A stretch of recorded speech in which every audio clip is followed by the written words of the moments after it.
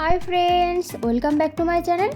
আশা করছি আপনারা সবাই খুব ভালো আছেন আর আমিও খুব ভালো আছি। আজ আপনাদের সঙ্গে শেয়ার করব লক্ষ্মী পুজোর আরও একটি স্পেশাল রেসিপি, চিড়ের মোয়া। মাত্র দুটো উপকরণ দিয়ে বাড়িতে খুব অল্প সময়ে কিভাবে চিড়ের মোয়া বানিয়ে ফেলা যায় তারই রেসিপি আমি আপনাদের সঙ্গে আজকে শেয়ার করব। চলুন তাহলে আমরা রেসিপিটা চটপট দেখে নিই। চিড়ের মোয়া বানানোর জন্য আমি এখানে নিয়েছি 250 গ্রাম গোবিন্দভোগ চালের চিড়ে। চিড়েগুলো কিন্তু একটুখানি মোটা এবং ছোট ছোট হয়। যদি আপনারা গোবিন্দভোগ চালের চিড়ে না পেয়ে থাকেন তাহলে বাজারে গিয়ে বললেই কিন্তু হবে যে মোয়া বানানোর চিড়ে দিতে, তাহলেই কিন্তু আপনারা মোয়ার চিড়ে পেয়ে যাবেন।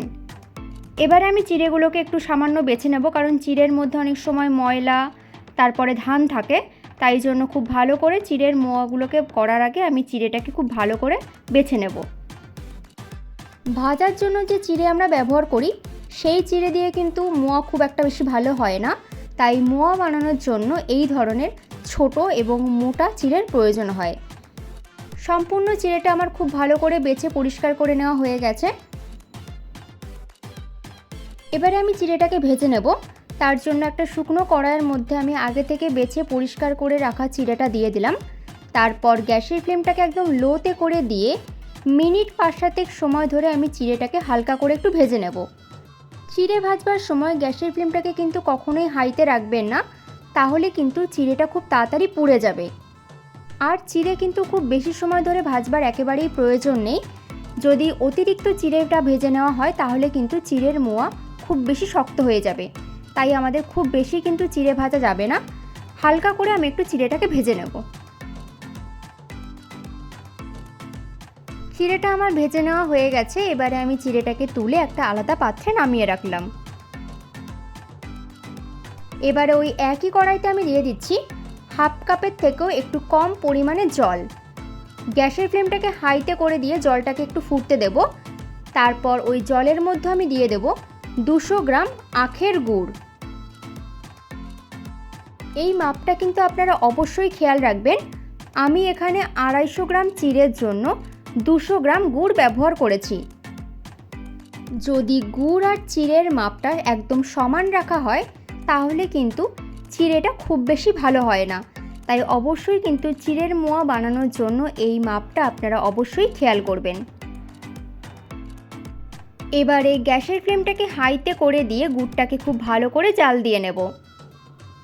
গুড় জাল দেওয়ার সময় কিন্তু গ্যাসের ফ্লেমটাকে সবসময় মিডিয়াম টু হাইতেই রাখতে হবে।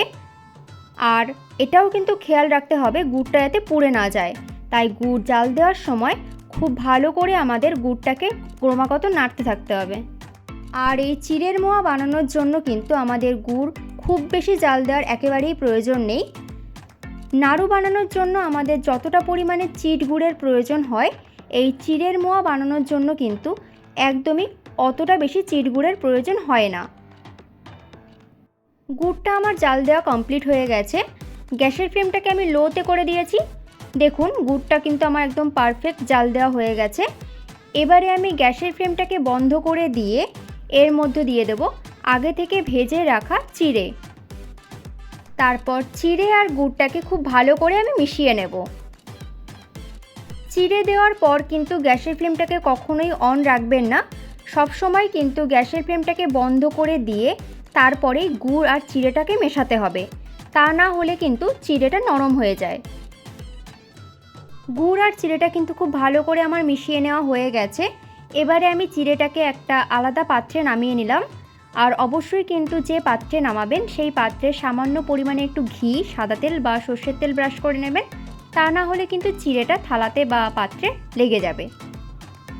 এবারে কিছুটা পরিমাণে চিড়ে আমি হাতের মুঠোর মধ্যে নিয়ে তারপর 2 হাতের মধ্যে রাউন্ড রাউন্ড করে নিলেই কিন্তু চিড়ের মোয়া একদম তৈরি হয়ে যাবে।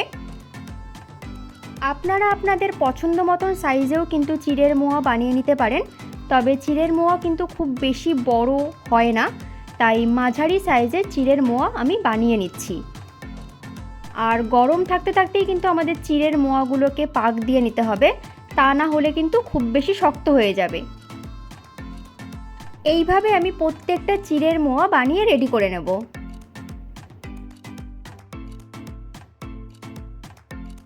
আমার আজকের বানানো রেসিপি আপনাদের কাছে কেমন লাগলো তা অবশ্যই কমেন্ট করে জানাতে ভুলবেন না। আর যদি ভালো লেগে থাকে তাহলে বাড়িতেও আপনারা এইভাবে একবার ট্রাই করে দেখতে পারেন। আমার দেখানো রেসিপি যদি আপনাদের ভালো লেগে থাকে তাহলে ভিডিওগুলোকে লাইক, শেয়ার, কমেন্ট করবেন। আর আমার চ্যানেলে নতুন হলে চ্যানেলটা সাবস্ক্রাইব করে নেওয়ার অনুরোধ রইল। পাশে থাকা বেল বাটনটি অবশ্যই প্রেস করে দেবেন, কারণ আমি চ্যানেলে যখনই নতুন কোনো রেসিপি দেব তাহলে আপনাদের কাছে খুব তাড়াতাড়ি নোটিফিকেশান পৌঁছে যাবে। চলুন তাহলে আজ এই পর্যন্তই, আবারও হাজির হব নতুন কোনো রেসিপি নিয়ে। ভালো থাকবেন, সুস্থ থাকবেন, ধন্যবাদ।